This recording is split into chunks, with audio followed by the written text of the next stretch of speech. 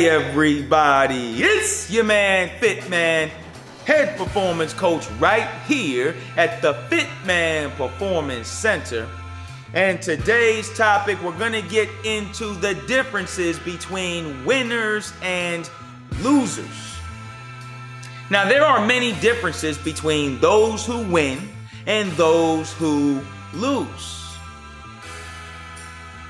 You see, winners are consistent. Winners are disciplined, and winners are willing to do all of the things that losers will not do. Winners will get up a bit earlier to get the job done. Winners will stay a bit later to get the job done. Winners don't miss workouts. Winners don't miss practice. Winners don't make excuses. Winners accept responsibility. Winners have days where they don't want to be there, where they don't want to train. But even on those days, winners give 100% effort. Winners get injured, but winners don't start the self-pity. Winners don't start feeling sorry for themselves. Winners put their focus on recovering and coming back better than they were. Winners consistently train. They don't just miss days because they want to hang out with friends. Because winners understand that to be great and to be the greatest, you've got to make sacrifices. This is why everybody doesn't reach greatness. When I was younger and I would watch pro sports, I say, well, how come these guys always win and how come these guys lose? I didn't understand it when I was younger.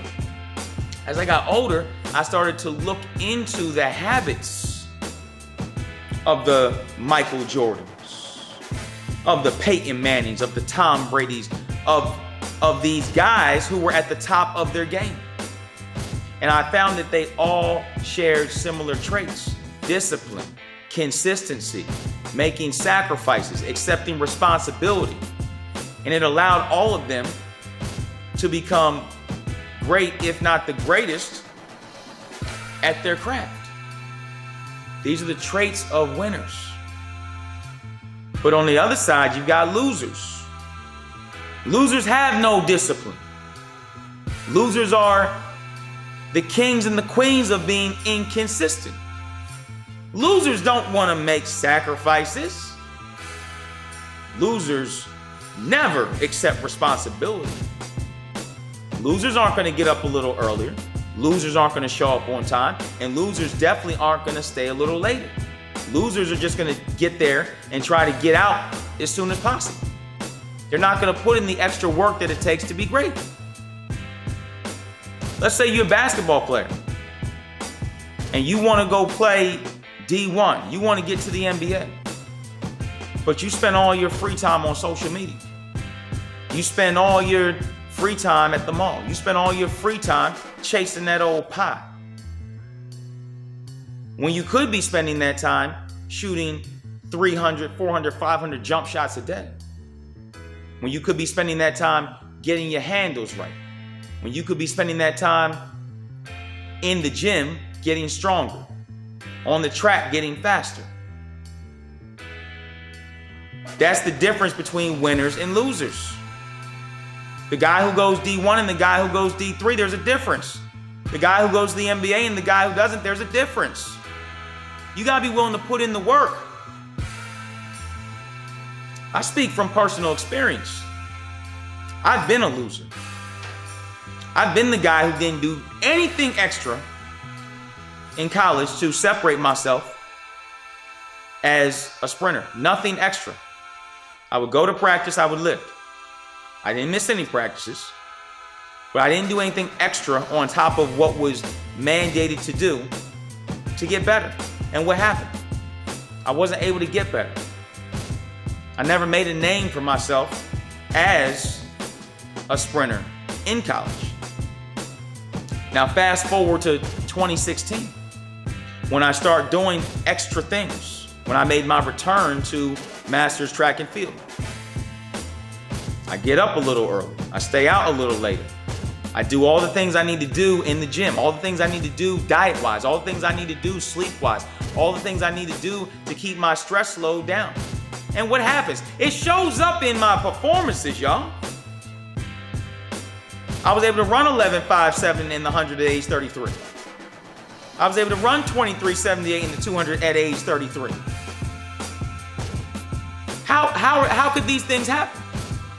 Because I'm doing all the other things that a lot of other folks, a lot of other sprinters don't want to do. Because I'm committed to getting better. I'm committed to not going out on that track and looking like a loser and feeling like a loser. Now, I may not be the best in the world, but when I go home at night and I look in the mirror, win, lose, or draw, I know for a fact that being a winner allows me to say, hey, you know what? You've done everything that you could have possibly done. Sometimes the guy next to you is just better than you. That's just part of life.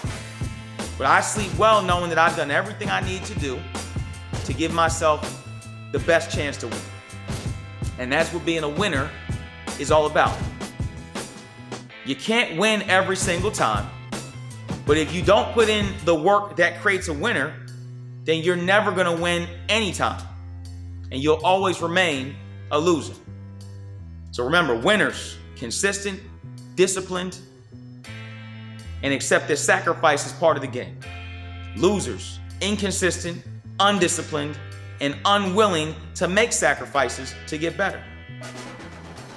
When you approach your sport, when you approach building your body, who do you want to be? You want to be a winner or do you want to be a loser? The choice is up to you. Thanks for checking out the video. It's your man, Fitman. Holla at a trainer when you see me at the center.